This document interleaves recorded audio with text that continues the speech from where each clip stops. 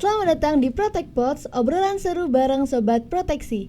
Halo teman-teman semua, saya Aulia Diva Surya Putri dari HPT Angkatan 2022 yang pada kesempatan kali ini akan menjadi podcaster dengan tema Fast Track HPT, program menggiurkan raih 2 gelar. Halo teman-teman, gimana nih kabarnya semua?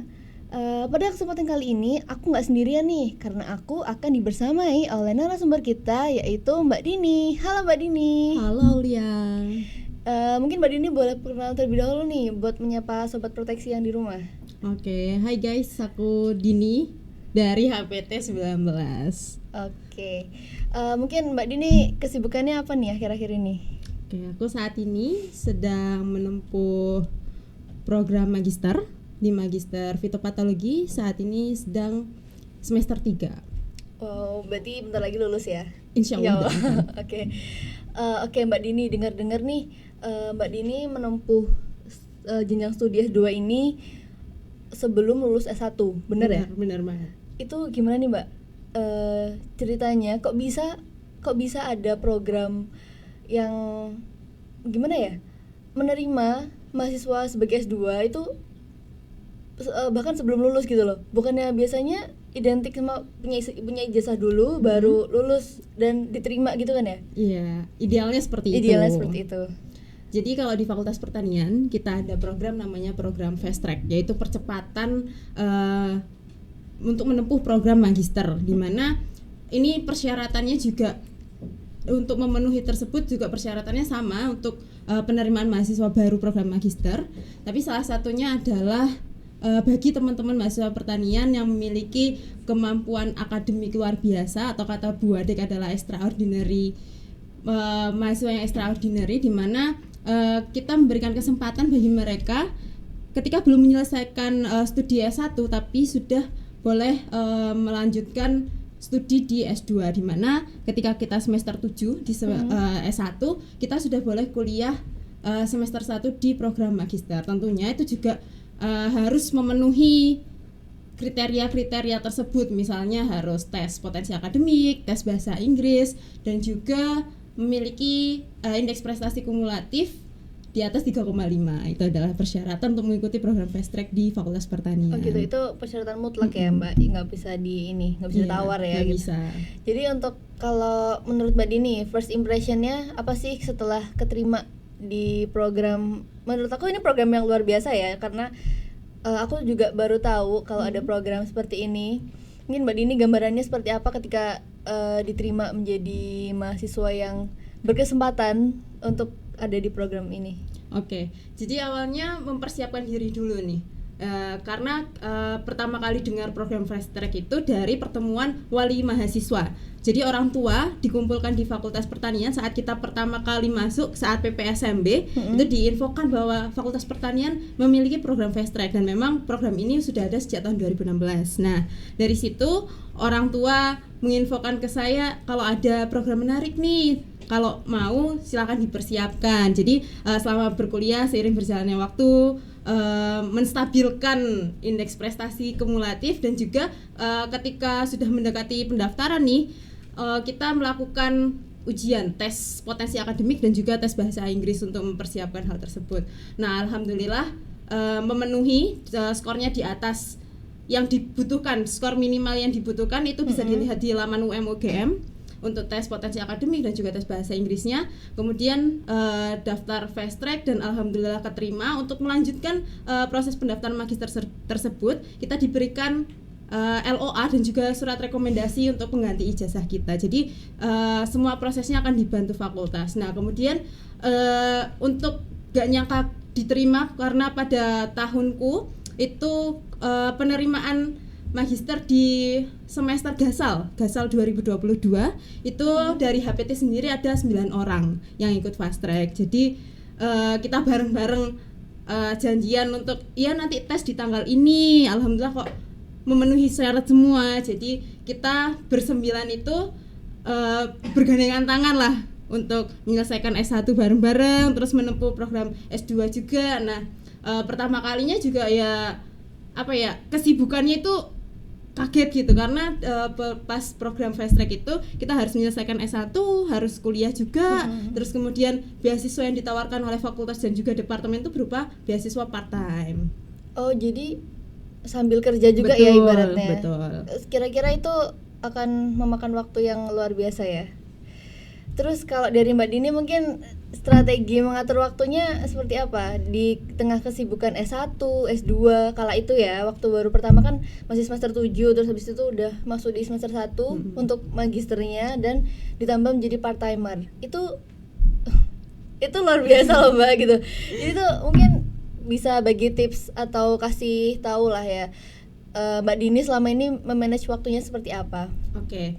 Jadi kalau boleh cerita, kan kita semester 7 tuh skripsi ya, skripsi sama ya mungkin masih ada ambil satu matkul gitu lah. Kemudian semester satunya itu aku ambil 6 matkul, semester 1 di S2, 6 matkul.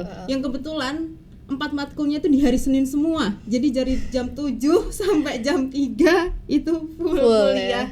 Kuliah yang pasca sarjana. Kemudian kalau sehari-hari berikutnya kita pagi kuliah, terus kemudian siangnya part time, sorenya kita penelitian kadang di lab, ngelembur lah sampai habis maghrib biasanya. Kemudian malamnya kita gunakan untuk belajar maupun mengerjakan tugas maupun mengerjakan laporan praktikum yang harus fokus gitu. Harus fokus, harus membutuhkan perhatian khusus dan harus fokus pada tujuan kita menyelesaikan laporan atau mengerjakan tugas tersebut. Oh ya, kalau boleh tahu nih Mbak Dini ambil magisternya di prodi apa? Aku di fitopatologi. Berarti di S1 sebelumnya juga di fito juga? Iya. Misalkan satu proteksi tanaman ya, itu pasti ada minatnya. Jadi mungkin ada yang di hama, ada yang di bakteri, jamur seperti itu. Kalau Mbak Dini? Kalau aku proteksi tanaman diminatnya di jamur atau mikologi. Oh, jamur. Habis itu lanjut ke fitopatologi yang magister ya. Oke. Itu mungkin kalau boleh tahu hal-hal seperti itu apakah harus, maksudnya gini, dulu aku proteksinya penyakit, aku hama, jadi aku di S2-nya nanti aku juga bakal ambil yang sesuai gitu. Kalau misalnya aku ambil hama, berarti aku ambilnya IHT gitu. Oke. Ada salah satu temanku nih, dia minatnya di bakteri, tapi dia juga tertarik untuk mempelajari nematoda. Jadi temanku di magister fitopatologi tetap tapi mengambil mata kuliah terkait nematoda yang ada di ilmu hama tanaman. Itu nggak apa-apa. Oke, jadi konsepnya tetap sama di S1 ya, opsional boleh ambil prodi ini, prodi itu gitu, sesuai dengan kebutuhan tahun minat kita mungkin ya gitu. Kalau boleh tahu mungkin selama S1 S2 itu kan tadi yang udah dijelasin ya Mbak, itu Seninnya padat banget, real Senin yang suram ya. Itu kan pasti ada tantangan tersendiri, ada suka dukanya gitu. Mungkin sukanya, oh aku bisa menyelesaikan, mungkin meraih 2 gelar itu dalam satu masa kuliah aja. Sukanya di situ. Cuman mungkin dukanya kan banyak laprak. Seperti itu kira-kira mungkin Mbak Dini menyikapinya seperti apa? Oke. Karena ya itu kan udah pilihan ya jalannya untuk mengikuti program fast track, menempuh S1 dan juga S2 di waktu yang bersamaan. Nah, itu kita bukan akali ya, kita mengaturnya biar nggak terlalu jenuh ya, karena S1 harus menyelesaikan tugas akhir atau skripsi, kemudian S2-nya baru maba kan ya, juga banyak tugas, banyak praktikum. Nah, kita siasatinya dengan sama teman-teman we time bareng lah, menghabiskan waktu bareng teman-teman, entah cuma karaokean atau makan bareng, itu sudah cukup melepas penat gitu lah, atau sharing-sharing hal-hal di luar perkuliahan, nah kayak gitu. Atau juga adalah kalanya jenuh, capek, nah itu kita nggak apa-apa, istirahat dulu sebentar, lalu kita kumpulkan lagi semangatnya, kita pupuk lagi biar kita bisa jalan lebih kencang lagi. Berarti itu. Di tengah kesibukan jadi part timer, 1 S2 masih sempat karaoke ya? Harus sempat bareng teman-teman demi kesehatan mental juga ya. Oke.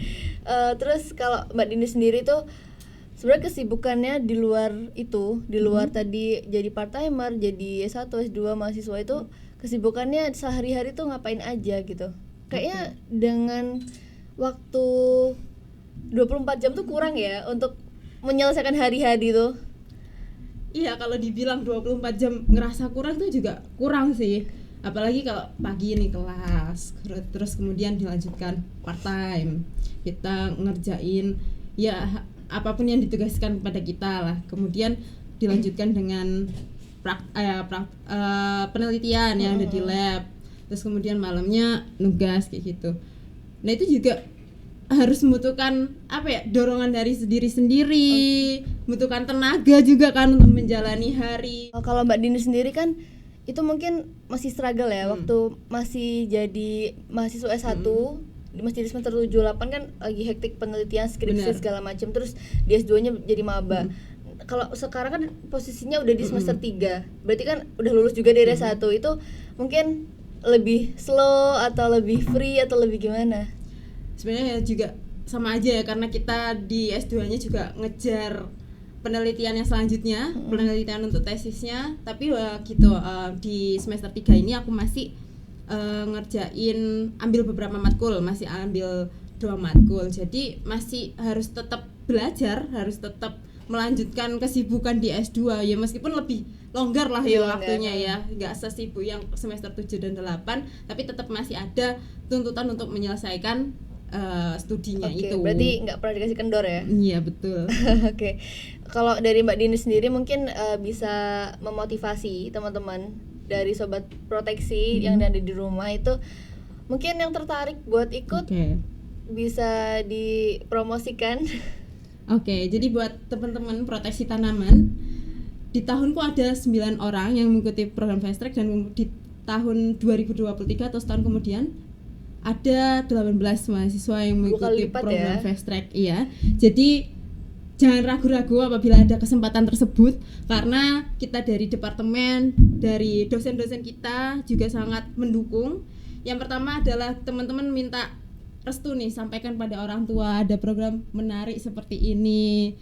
Orang tua mana sih yang tidak mendukung putra-putrinya untuk mendapatkan pendidikan terbaik. Nah, kemudian komunikasikan juga ke dosen pembimbing akademik, karena itu akan juga membantu untuk perjalanan kita menyelesaikan studi. Kemudian ya itu tadi, teman-teman persiapkan, mantapkan niatnya mulai dari sekarang. Kalau IPK mah jangan ditanya, IPK teman-teman sekarang udah bagus-bagus ya, udah jadi mahasiswa yang keren. Nah selanjutnya adalah teman-teman mantapkan itu tadi, untuk bisa kok, semua orang bisa untuk mengikuti program Fast Track, asalkan itu tadi dimantapkan dari diri sendiri, kemudian minta restu dari orang tua, dan dosen pasti mendukung bimbingannya untuk menempuh ke program selanjutnya, program studi selanjutnya. Jadi sebenarnya kayak nggak ada alasan buat nggak ambil program yang keren banget ini ya. Kayak kapan lagi loh kita bisa kelar kuliah, awalnya kita masuk S1 lulus S2. Siapa yang nggak mau gitu kan, sangat-sangat menggiurkan ya. Kita program hemat ini. Waktu, hemat biaya, semangatnya masih ada. Berarti kalau dari Mbak Dini sendiri, cara menjaga semangat dan motivasi dalam diri sendiri tuh gimana Mbak? Tadi kan memberi gambaran teman-teman sobat proteksi ya. Jadi harus tetap yakin dari diri sendiri untuk tetap bisa menjalani ini semua, kita pasti bisa gitu. Nah kalau dari Mbak Dini, cara meyakinkan diri untuk tetap bisa semangat itu seperti apa? Apa nggak bosen kayak tiap hari cuman kuliah, laprak, part time gitu kan, suatu hal yang monoton aja sebenarnya ya. Itu cara Mbak Dini untuk improve gimana? Oke, itu masing-masing orang beda ya menyikapinya. Kalau aku ya, kalau jenuh, kalau udah mulai burn out lah istilahnya kalau sekarang, ya kita habiskan dengan bermain sama teman-teman, kumpul-kumpul sama teman-teman aja tuh udah nambah semangat gitu. Terus kemudian kalau udah mulai loyo nih, kita ingat lagi tujuan kita di sini apa, sebagai mahasiswa, sebagai putra-putri kebanggaan ayah ibu. Nah, kita juga harus ingat nih sama tujuan kita di sini. Itu aja sih yang penting. Boleh kok istirahat dulu tuh boleh, tapi ingat kita harus ada sesuatu yang dikejar. Kita harus tahu tujuan kita, dan kita harus bisa melangkah lebih jauh lagi. Nggak apa-apa istirahat, yang penting kita melanjutkan perjalanan dengan penuh semangat lagi. Berarti harus tetap berorientasi dan ingat tujuan awal kita di sini ngapain gitu kan. Kita jadi mahasiswa harus belajar, harus kayak memenuhi target awal sebelum kita berangkat tuh, kita tujuannya ngapain sih gitu kan. Oke teman-teman, nggak kerasa banget kita udah banyak banget ngobrol, sharing-sharing juga bareng Kak Dini. Terima kasih Mbak Dini. Sama-sama, udah memberikan informasi yang menarik dan insight yang sangat bermanfaat untuk sobat proteksi di rumah ya. eh, Mbak Dini ini sangat menginspirasi kita ya, mulai dari jelasin terkait program fast track, terus cara manajemen waktu, strategi belajar dan tantangan yang dihadapi serta cara untuk menyikapinya. Tapi sayang sekali pada episode kali ini kita harus berpisah terlebih dahulu. Terima kasih buat teman-teman semua yang udah ngikutin kita dari awal sampai akhir. Stay tune terus di episode selanjutnya karena kita akan bahas seputar perkuliahan di proteksi tanaman. Dan dimana lagi kalau bukan di Protect Pots, obrolan seru bareng Sobat Proteksi. See you!